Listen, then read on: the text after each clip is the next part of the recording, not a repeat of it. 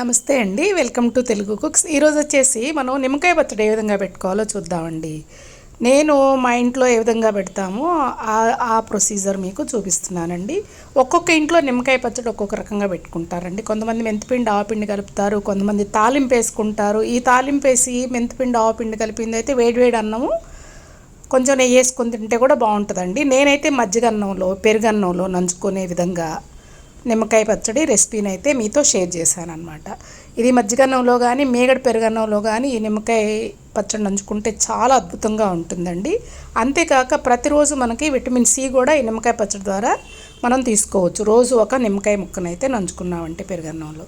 ముందుగా నేను ఒక 25 నిమ్మకాయలను తీసుకున్నానండి. ఆ నిమ్మకాయలు బాగా పండి తోలు పలచగా ఉండి బాగా జ్యూస్ వచ్చే కాయలను ఎంచుకోవాలన్నమాట.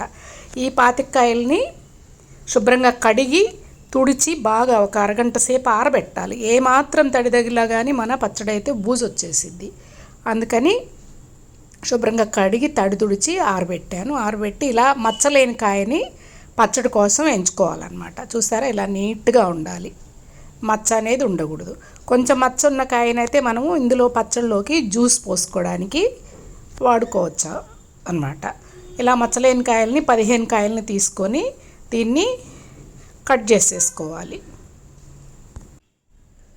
ఈ నిమ్మకాయల్ని మనం ఒక స్టీలు ప్లేట్లోనే కట్ చేసుకోవాలండి. ఇలా అంచుండి లోతుగా కొంచెం గుంటగా ఉన్న ప్లేట్ తీసుకొని దాంట్లో కట్ చేసుకోవాలి. ముందు పొడవుగా కట్ చేయండి.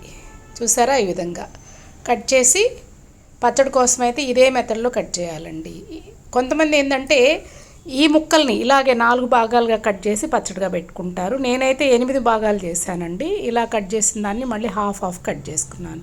స్టీల్ ప్లేట్లో ఎందుకు కట్ చేయమని చెప్తున్నానంటే ఇది మనం నిమ్మకాయ కట్ చేసేటప్పుడు జ్యూస్ వస్తుంది.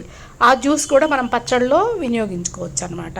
మామూలుగా ట్రేలో అలా కట్ చేస్తే ఆ జ్యూస్ అంతా కారిపోతూ ఉంటుంది. ఈ విధంగా కట్ చేసుకున్నటువంటి నిమ్మకాయల్లోంచి ఆ ముక్కల నుంచి గింజల్ని వేరు చేయాలి. గింజ ఉంటే మనం పచ్చడి తినేటప్పుడు కొంచెం వగరు అనేది యాడ్ అవుతుంది చట్నీకి. అందుకని గింజ లేకుండా గింజని తీసేసేయండి. ఈ విధంగా 15 నిమ్మకాయలని ఒక్కొక్క కాయని 8 భాగాలుగా కట్ చేసుకున్నాను అనమాట. చూసారా, ఈ విధంగా ఎప్పుడైనా పచ్చడికి కట్ చేసేటప్పుడు నిలువుగానే కట్ చేయండి. ఈ విషయం మాత్రం గుర్తుపెట్టుకోండి. విధంగా గింజలన్నీ తీసేసాను. 15 కాయల్ని కట్ చేసేసానండి. ఇన్ని ముక్కలు అయితే అయ్యాయి. ఇప్పుడు వీటిని మనం కొలుసుకొని ఒక బౌల్లోకి తీసుకోవాలి. రైస్ కుక్కర్ కప్పు ఉంటుంది కదా, రైస్ కుక్కర్తో మనకి మెజర్మెంట్ కప్ ఇస్తాడు. ఆ కప్పుతోటి కొలిసానండి. ఆ కప్పుతో మనకు వచ్చేసి ఈ ముక్కలన్నీ 4.5 కప్స్ వచ్చాయి. 4 కప్పుల హాఫ్ కప్ ఎక్స్ట్రా వచ్చిందనమాట.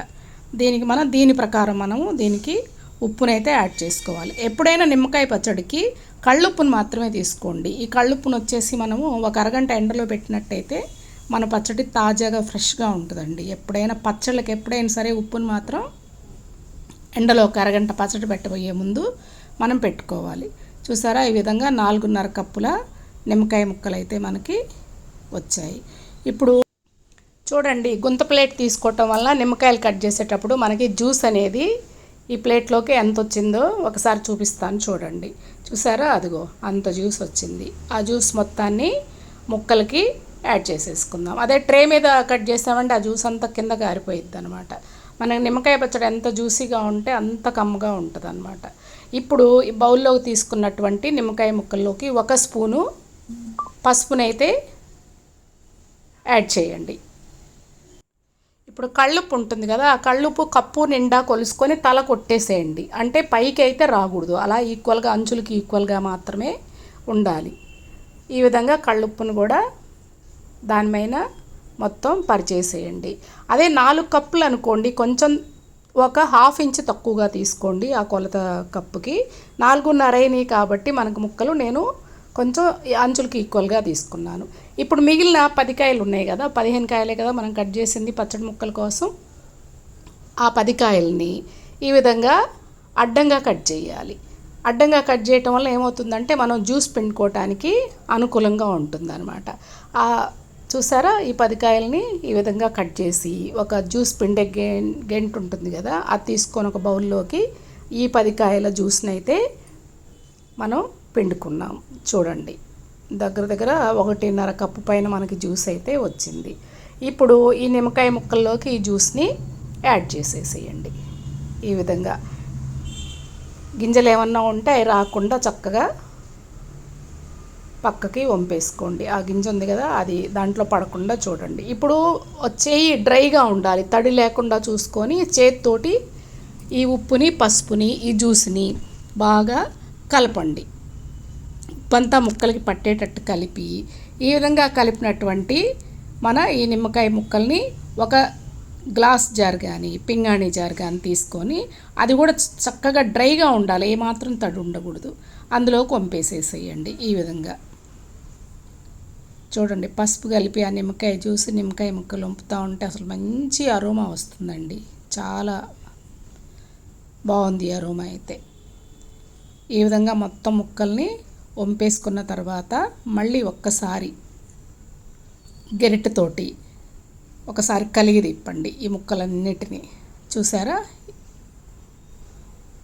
ఉప్పు పైకి వచ్చింది. ఆ ఉప్పు అలా కాకుండా మొత్తం పచ్చడి అంతా కలవాలన్నమాట. కలిసే విధంగా కలిగి తిప్పేసి దాని మూతనైతే పెట్టేసేయండి. ఈ విధంగా మూత పెట్టినటువంటి ఈ నిమ్మకాయ ముక్కల్ని ప్రతిరోజు ఒక్కసారి మనము మూత తీసి తిప్పాలండి. ఒక స్పూన్ కానీ, ఒక గరిటె కానీ, లేదంటే ఒక చెక్క స్పూన్ ఏది ఉన్నా సరే దాంతో బాగా తిప్పుకోవాలి. ఈ విధంగా నేను 5 రోజుల వరకు తిప్పానంటే 5వ రోజు మన ముక్క మెత్తబడింది. చూసారా, మెత్తబడి ఆ జ్యూస్ అయితే బాగా చిక్కగా తయారైపోయింది. చూడండి, జ్యూస్ బాగా చిక్కగా తయారైంది, ముక్క మెత్తబడింది, మంచి అరోమా వస్తుంది. దీన్ని ఒక బౌల్లోకి వంచేసేసుకోండి. కొంతమంది 3 రోజులకే కారం కలుపుకుంటారు, కొంతమంది 10 రోజుల వరకు ముక్కని బాగా మాగనిస్తారు. నేనైతే 5 రోజులు చాలా అనిపించింది నాకు, నేను 5 రోజుల వరకే మాగనిస్తాను. ఈ విధంగా ఫ్రిడ్జ్లో పెట్టుకొని మనకు అవసరమైనప్పుడు కారం కలుపుకోవచ్చు. ఎక్కువ మొత్తంలో ఒక 50-100 కాయ చేసేటట్టయితే ఈ విధంగా తయారైందని కారం కలపకుండా మనం ఫ్రిడ్జ్లో పెట్టేసుకోవచ్చు. నేను కొంచెం కొంచెమే చేస్తాను కాబట్టి కారం కలిపేస్తాను. కారం వచ్చేసి 4.5 కప్పు నిమ్మకాయలకి నేను 1.25 కప్పు కారాన్ని అయితే యాడ్ చేశానండి. కరెక్ట్గా సరిపోయిద్ది. ఇలా కారం యాడ్ చేసిన తర్వాత ఆ జ్యూసు గ్రేవీని పట్టి చూసుకోండి. చూడండి, మొత్తం కలిసేటట్టు ఆ గ్రేవీలో ఈ కారాన్ని ఎక్కడ ఉండలు లేకుండా చక్కగా కలిగి తిప్పుకుంటూ మన పచ్చడిని రెడీ చేయాలన్నమాట. చూసారా, చూస్తుంటేనే అసలు ఎర్రగా పచ్చగా అసలు ఎంత కలర్ఫుల్గా ఉందో. ఇది కానీ రోజు ఒక ముక్క మజ్జిగన్నంలో కానీ పెరుగన్నంలో కానీ తిన్నామంటే మనకు కావాల్సిన విటమిన్ సి వచ్చింది. ఈ నిమ్మకాయ అంట మన కొలెస్ట్రాల్ని కూడా తగ్గించిద్దంట. బ్లడ్ వెజల్స్లో కొలెస్ట్రాల్ పేరుకుపోయి ఉంటుంది కదా, దాన్ని కూడా కరిగించిద్దంట. డైరెక్ట్గా నిమ్మకాయ తినలేని వాళ్ళు ఈ విధంగా పచ్చడి పెట్టుకొని పెరుగన్నంలోనో మజ్జిగన్నంలోనో కలుపుకొని చక్కగా తిని విటమిన్ సిని పొందండి. మీకు కనుక ఈ రెసిపీ నచ్చినట్లయితే please like, share and subscribe అండి. మరిన్ని మంచి మంచి రెసిపీస్తో మీ ముందు ఉంటాను. Thank you.